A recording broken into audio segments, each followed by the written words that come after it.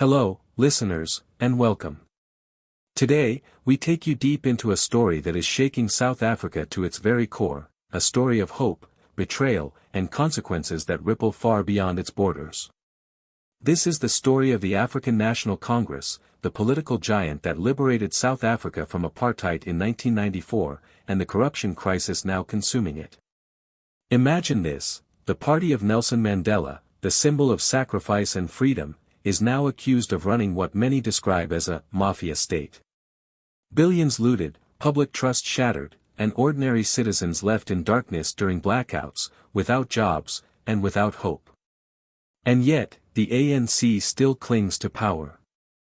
But here's the twist: this isn't just South Africa's struggle. The corruption scandals touch global markets, geopolitics, and even climate technology supply chains.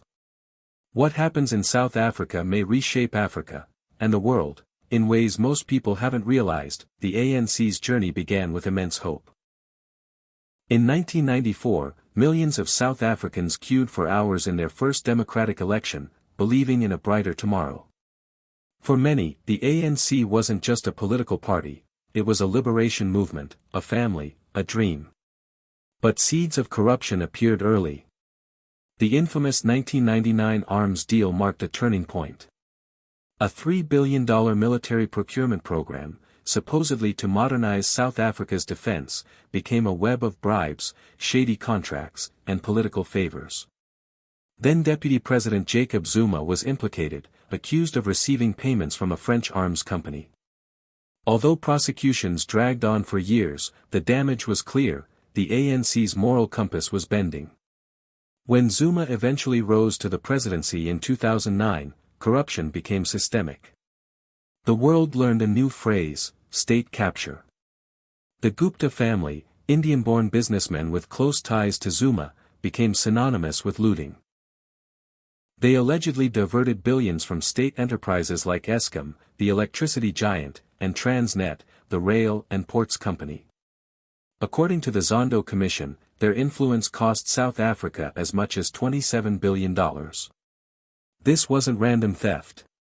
It was strategic. Through cadre deployment, loyalists were placed in key positions across government and state-owned enterprises. The result was tenderpreneurship, where contracts were not about service delivery, but enrichment. One scandal tells it all: the Vreed Dairy Project. Launched with promises of empowering black farmers, $13 million vanished, while poor communities saw no cows, no farms, no food. For many South Africans, it was proof that liberation ideals had been replaced with greed. Fast forward to 2025. The ANC, once untouchable, is wobbling. For the first time since 1994, it lost its majority in the 2024 elections, forced into a fragile coalition government. Yet, corruption doesn't stop. In July 2025, Police Minister Senzo Mchunu was suspended for allegedly shielding criminal syndicates. Investigators claim he took payments to obstruct justice, while violent crime grips South African cities. Next, Human Settlements Minister Thembi Simelane faces accusations of defrauding Eskom of $38,000. That might sound small compared to billions, but it symbolizes a culture of entitlement where leaders dip into public money as if it were their wallet. Then there's Nabil Mkhabane, forced out after the Hawks uncovered fraudulent cadre appointments benefiting ANC elites. These aren't isolated cases. According to the World Bank, corruption costs South Africa 10% of GDP annually, tens of billions lost. That's money that could have fixed schools, ended rolling blackouts, or created jobs. Public anger is boiling. On X, formerly Twitter, hashtags like #ANCMafia and #kleptocracy trend weekly. In Johannesburg by-elections, ANC candidates are booed off stages. For the first time, the party's survival is in question, but here's the bigger picture: ANC corruption doesn't stop at South Africa's borders. South Africa is Africa's economic powerhouse, with a GDP of $400 billion. When Eskom collapses under corruption and mismanagement, the lights don't just go out in Johannesburg, they flicker across global markets. Investors flee. credit ratings fall.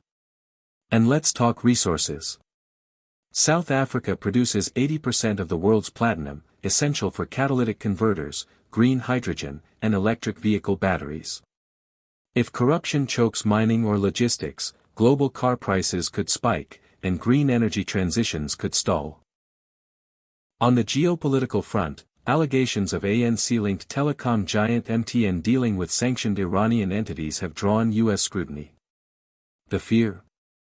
South Africa could face sanctions, or lose preferential trade status under AGOA, worth $3 billion in exports. That would devastate jobs and pensions. Regionally, South Africa's failures embolden corruption elsewhere. If the continent's most advanced democracy can fall into kleptocracy, what message does that send to Nigeria, Kenya, or Zimbabwe? The fallout is human, too.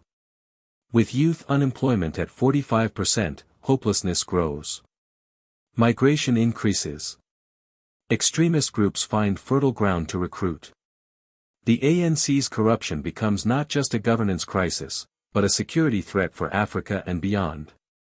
Transparency International's 2025 report confirms the slide. South Africa now scores below the global average in corruption perception, a humiliation for a country once hailed as a beacon of hope. The ANC's corruption crisis is more than a scandal.